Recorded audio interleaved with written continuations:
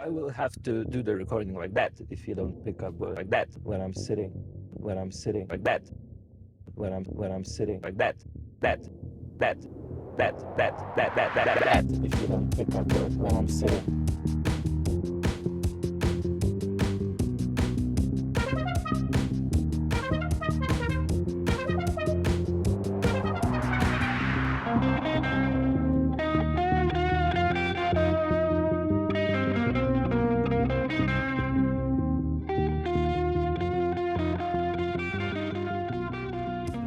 Sveiki visi sugrįžę į Jaunimo garažą, Anykščių jaunimo klubo podcastą ir šiandien su jumis sveikinuosi aš, Arnas. Aš Rasa.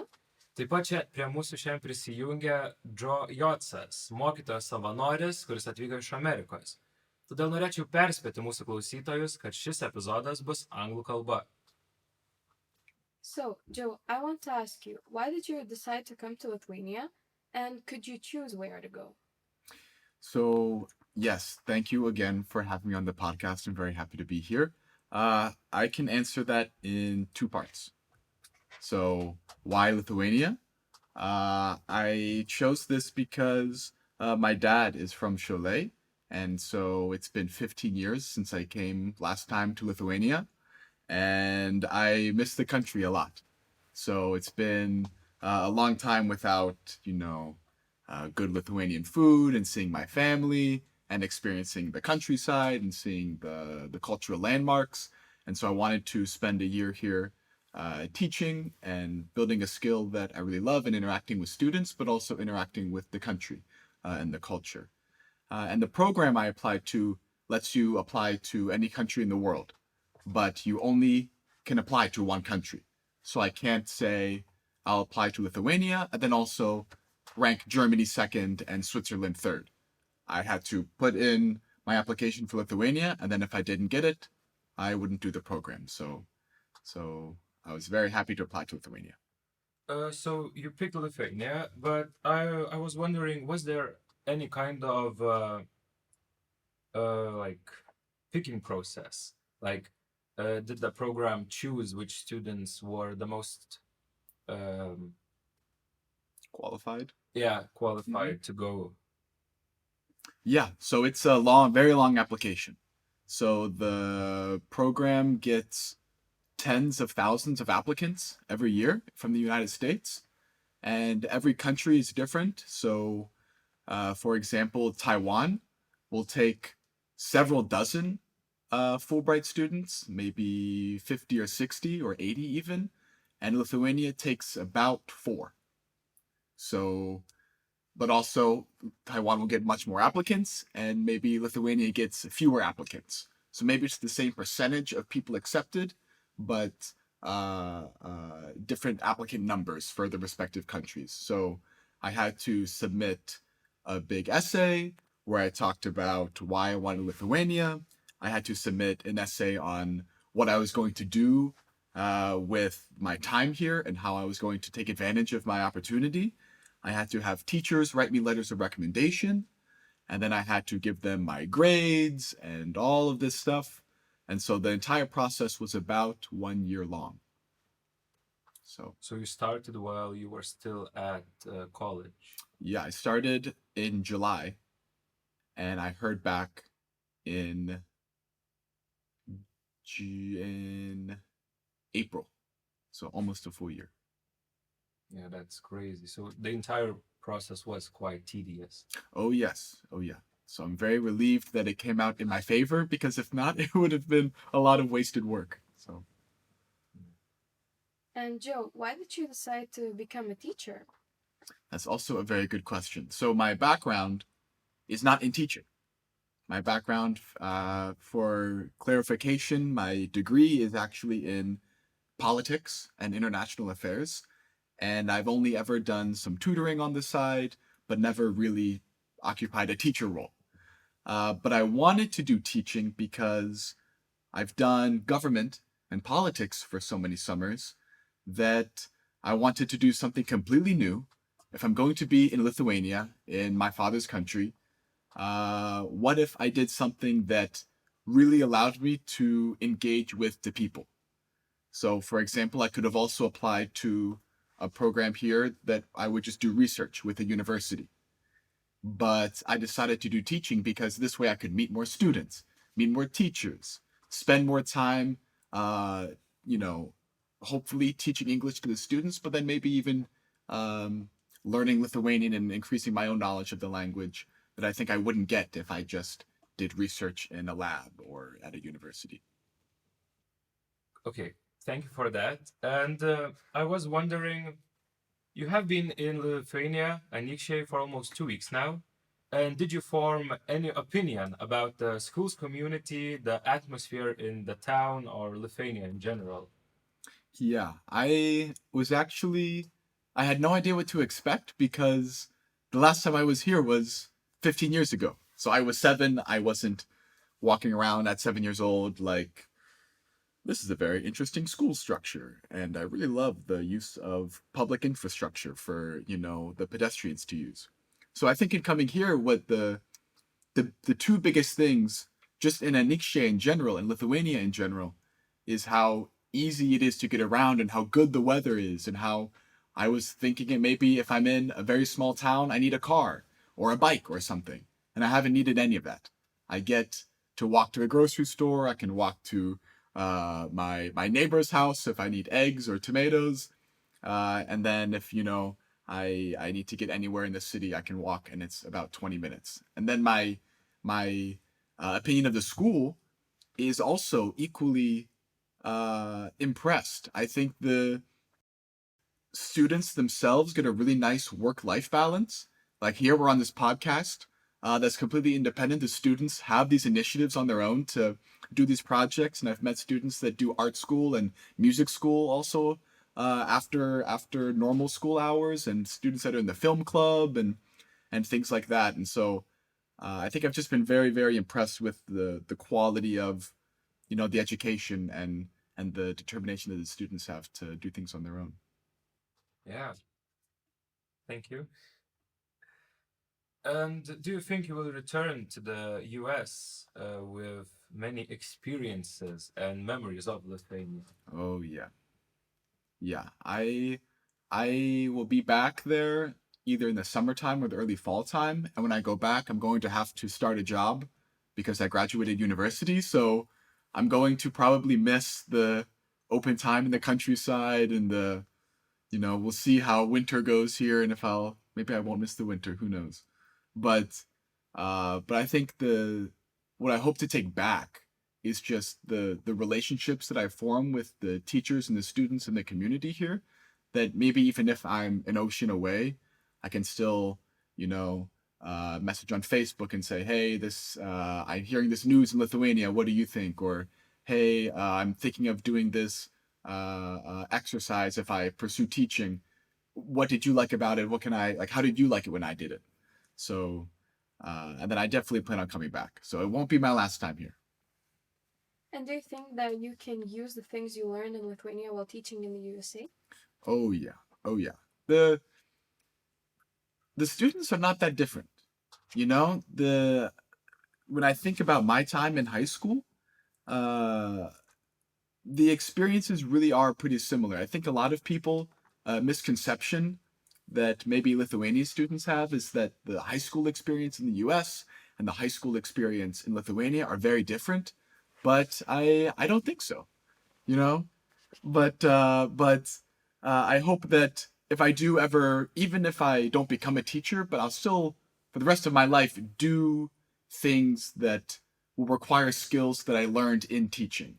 Whether it's I have to present a lecture, or I have to do research and present my findings to a board, or give a speech to an audience. I think that getting able to be personable here and be comfortable talking with students that, I don't speak Lithuanian and I'm helping them speak English better. So getting over that language barrier, I think, is very helpful for me to do anything in the future.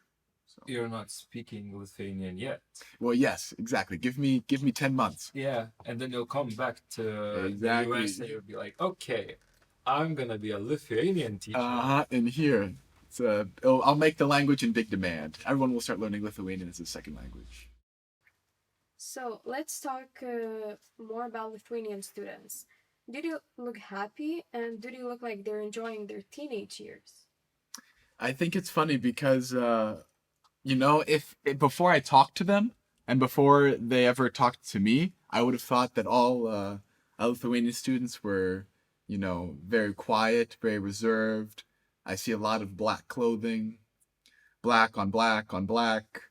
Once I ended up talking to the students and going into class and breaking some of the ice, then I saw the Lithuanian students actually and high schoolers are enjoying their teenage years. They're able to, even in a small town like this, they're able to get their driver's license, or if they can't drive yet, they get a motorbike license, and they can get to their friends' houses, or they can go to, different places in Lithuania where it's pretty easy to get. You have train access, you have lakes you can jump in, you have, ski slopes, anything. So I think people are pretty happy here. Okay, and were you nicely welcomed by the school staff? Yes, they were so nice in making me feel welcome. I think it's what I was nervous about was that I would walk into school on the first day and they would think I was a student, and then they would yell at me for being in the teacher's room. But I got to meet the other English teachers, and I actually have really one English teacher, Martynas, and he's sort of my mentor. And then I met the principal, and I was able to speak even the teachers that don't speak English. I am able to have Andrews help translate, and I can still talk to them and let them know that I'm happy to be here. And they have, been very generous with giving, some nice little gifts and some welcoming tokens of appreciation for me to be here. So I definitely feel it. Yeah, well, I'm very happy you're enjoying your time at our school and our town. And because our podcast's theme is about the opportunities, the different opportunities for students, I wanted to ask, would you recommend students from Europe to go study in the US? 100%. Because I'm from the US, I was only really aware of opportunities to get US students into Europe or other countries. But actually yesterday when I was at the embassy, I met a lot of people that do cultural exchange programs to get Lithuanian students into the United States or other countries. And so I've already now heard of 2 different programs that send high school students to the United States. And so, for example, the Flex program, which I'm going to be bringing in some flyers and some business cards that I got into school the next few days. That's sending kids free of charge to go study at U.S. public schools. There's programs that send Lithuanian students to private schools in the U.S. and you stay with a host family, and it's sort of a different academic experience than a public school, and maybe more academically rigorous. But it's very interesting to see that when I ask my students how many have been to the U.S., it's a very, very small selection. So I really think it's a fun opportunity, even for a couple days, but for a semester definitely, or a year, it's a very, very eye-opening opportunity. Yes. Okay, then let's say I come to the US. Which state would you think would be the best to see for people from outside the United States? It's a good question, and I think it depends on what you care most about. If you care most about the authentic American experience, then yeah, maybe you need to go to Texas or to Ohio or to, Florida or something. But maybe, for example, you're really interested in the United States, but also want to experience a U.S. city, and maybe a U.S. city that's actually been impacted by Lithuanian heritage and Lithuanian culture. Then I would say you should be in Chicago, or be in New York, or be in Cleveland, where you will be Lithuanian, but if you want, and you will be maybe the only person who speaks Lithuanian in your community. But if you go out and search for the Lithuanian club or church or community center, you could find other people that are either Lithuanian immigrants or Eastern European immigrants or of Eastern European heritage, which I think would be really cool to discover what your footprint is sort of in the country. So, one more question regarding the school. As you probably know, the student president elections are stepping on our heels. Mm-hmm. And what do you think about that? Do you have something similar in the US? Yeah, so we have we call them student body elections. So we have a president, a vice president, and then like a treasurer who's in charge of finances, but I'm not really sure what exactly they do. It's not finances of the school, it's finances of, I think, student programs. And then that might be it. And it depends per high school, but I think it's interesting what you do here because I've seen some campaign posters. You have, 4 people running? Something like that? 5. One doesn't Yeah. have a poster. Yeah. Oh, yeah? Yeah. And you can only be 11th or 12th grader, right? Or only be a 12th. No, it's 2 years, right? Yeah, it's 2 years. So, like the 12th graders. Oh, you can only be 10th or 11th grader. Or a You 9th can also grader. be- Oh, yeah. Okay. So then, yeah, it's about the same thing. So Yeah. the only thing I wish I could do is vote because in high school I could vote. But I'm interested to see how the election goes and how you vote and what the responsibilities are of the president, and do they give speeches when you graduate or something? That was at least our tradition.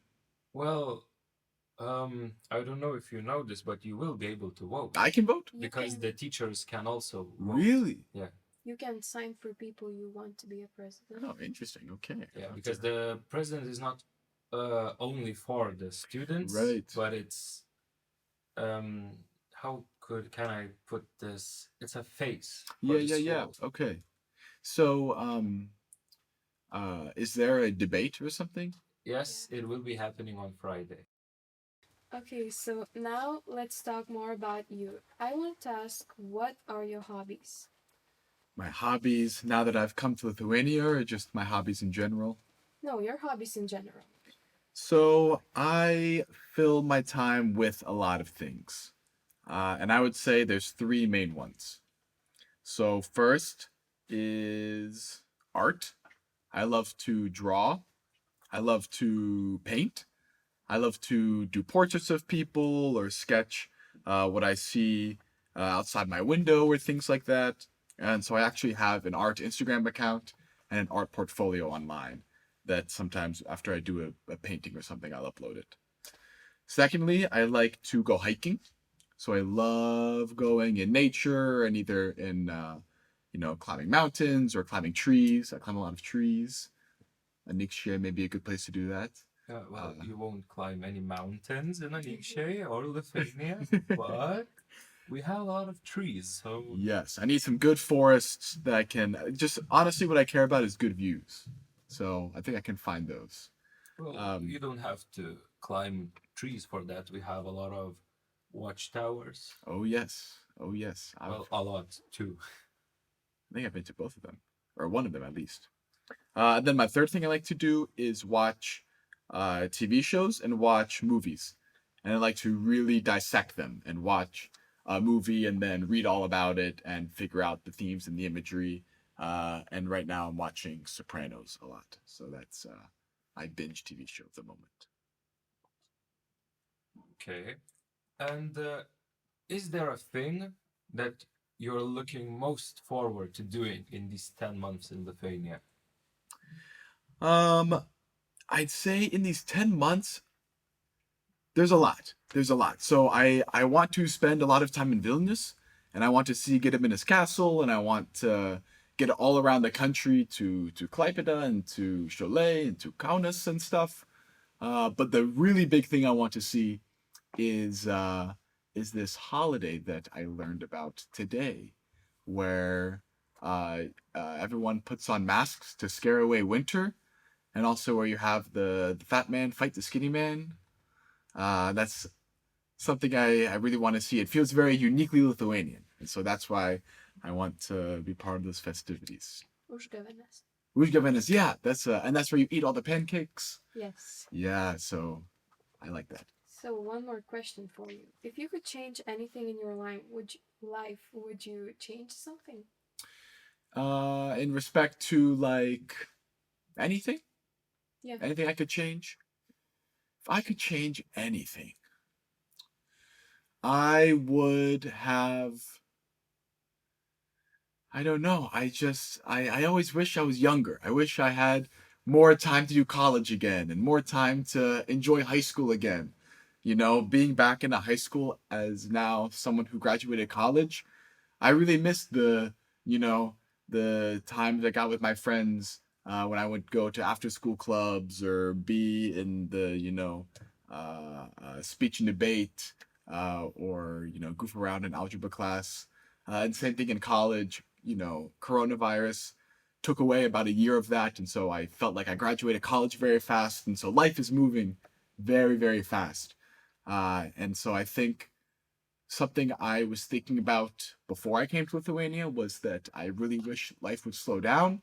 I wish I had some time to sit and reflect and just enjoy life as it happened instead of after the fact. And so I think that's another big reason why I decided on Lithuania and why I decided on becoming an English teacher was because it was a total opportunity to just scratch everything, push it off to the side, and dedicate a whole year to really growing as a person and spending time in a nice, peaceful, relaxing resort of a city. So yeah.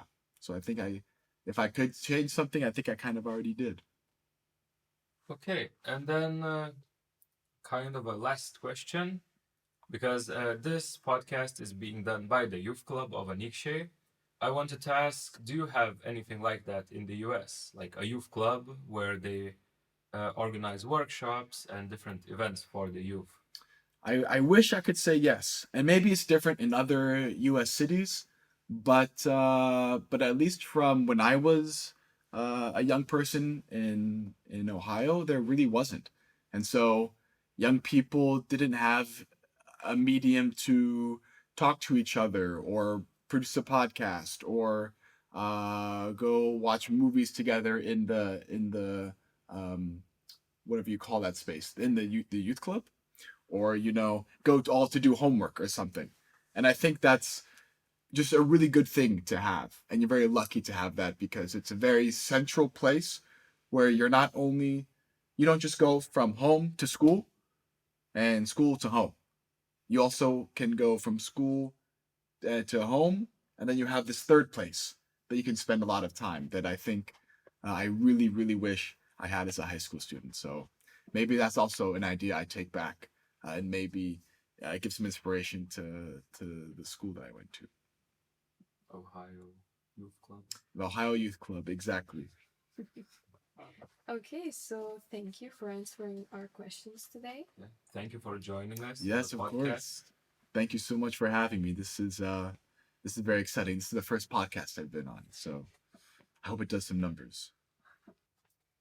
Taigi šis jaunimo klubo podcast'o epizodas pasiekė pabaigą ir norime padėkoti visiems klausyjams šio podcast'o ir iki kitų susitikimų. Viso gero. Viso gero.